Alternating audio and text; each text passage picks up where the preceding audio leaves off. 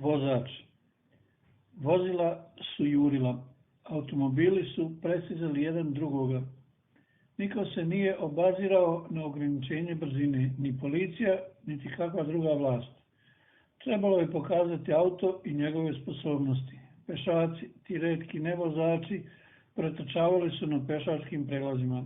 Vozači su dodavali brzinu, ali su pešaci nekad u zadnjem trenu uspevali da izbjegnu udar.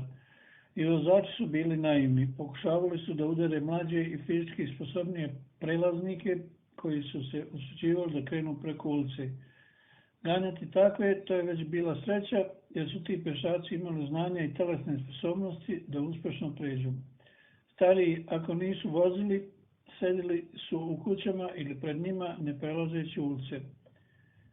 Sve što je nekom trebalo, a morao je prijeći ulicu, platio bi nekom od vozača da mu uradi. Tada su se i vozači morali paziti jer bi nekad morali da parkiraju i izađu iz auta, a to je tek bio lov.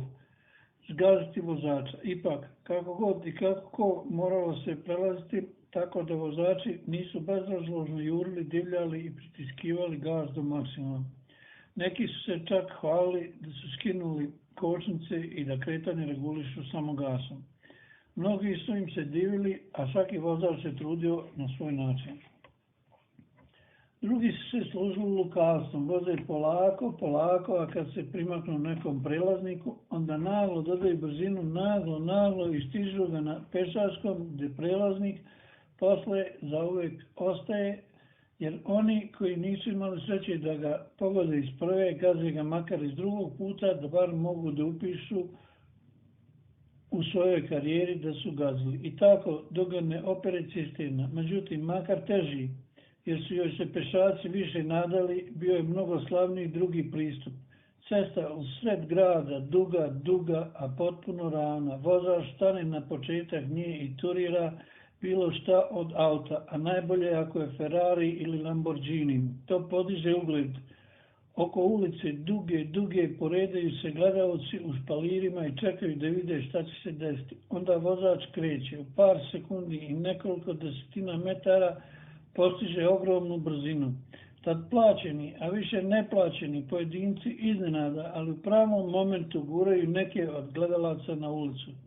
Razulareni vozač ih tare, gazi, baca u vazduh i sve to u trenu ispred naguranih gledalaca na trotoarima odlazeći dalje niz ulicu, a iz mase stiže odobravajući huk, jer je vozač tako dobar, jer ovaj dan oni nisu bili na ulici. A već sutra pomahnitali vozač, dostigavši najveću brzinu, a ne zgazivši dovoljno, kod najveće grupe naglo skreće ka pločniku i svom silinom udara u masu, ubijajući sve pred sobom, dok i njega ne izvuku iz zaglavljenih i polupanih kola, ali sve je to jedna svetkovina imanja i bezobzirnosti i svi pretrčavaju da vide i raduju se kolika je gomila izginulih.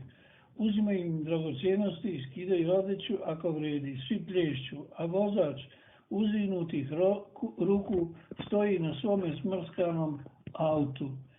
Kakva moć!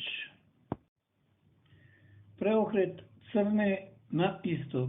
O kakvom preokretu Crne Gore pišete i lažete? Do doba Otomanske imperije 5 nahija zvanih Crna Gora se oslanjala na Mletačku republiku. Kralj Nikola je emigrirao u Italiju. Crnogorski četnici, ogromna većina Crne i crnogorske ustaše Savića Markovića su usko sarađivali i sa Nemcima i sa Italijanima. O ustašama ne treba ni govoriti, a četnici su probali da sarađuju sa hrvatskim ustašama, a od 1991. do danas plodotvorno sarađuju kako Radovan Karadžić, tako i sadašnji Nedić. Đilas je bio za zapadni model države. U vrijeme raspada Jugoslavije Crna Gora se priklonila Italiji, sabotirala borbu Srba zapadno od Drine, a sabotirala i preostalu Srbiju i Jugoslaviju. Pri tome su Crnogorci, koji su bili glavni u Beogradu, izdali Srbe, Vojne i Bosanske krajine. I vi sad baljezgate o tome da Crnogorce neko na silu uvlači tamo gdje oni navodno ne žele. Lupetanje. Istina, ako Rusi sutra dođu u Beograd ili na Balkan, svi će Crnogorci pojuriti na ruski kazan, pričajući kako su oni uvijek bili za Rusiju i da su oni prvoborci te da imaju pravo na vile na Dedinju jer su tu izdajice. To su Crnogorci. A ovi što pišu o nekim prevarama i podvalama, to su crnogorski lažovi. Ratovanje sa pogrešnim postavkama. Pa jedan primjer od Mongola koji glasi po sećanju. Ako ne možeš pobediti protivnika, ti ga toliko oslabi da ga sljedeći put pobediš. Mislim da su oni to izveli prilikom opsade Konstantinopolja. Nisu ga mogli osvojiti, a pogotovo što se u njihovim redovima pojavila kuga. Onda su Mongoli odlučili da se povuku, ali su prethodno katapultirali zaražena tela svojih umrlih vojnika unutar zidina Konstantinopolja. Konstantinopolju su pomagale posade nekoliko dženovljanskih vojnih brodova, no kad se pojavila kuga unutar zidina, oni su odmah napustili grad. To je bilo to. Prenijeli su kugu u današnji rečeno zapadnu Europu, od koje je umrla trećina stanovništva. Mongoli su pokazali kako se ratuje, sve ostalo je pimplanje ratovanja.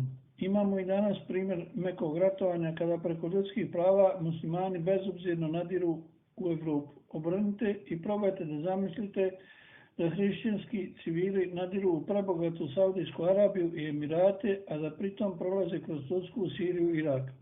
A kad ih bude dovoljno, onda će preći na tvrdi rat kao što rade muslimani Balkana. I da dodam, Obrenovići su bili sjajni za Srbiju i za sve Srbe, jer ovo pišem kao neko ko nije iz Srbije, a Karađorđevići su bili potpuni promašaj još od Karađorđa pa sve do Švajcarca Petra, a da ne govorim o ovom Englezu koga pokušavaju da nature.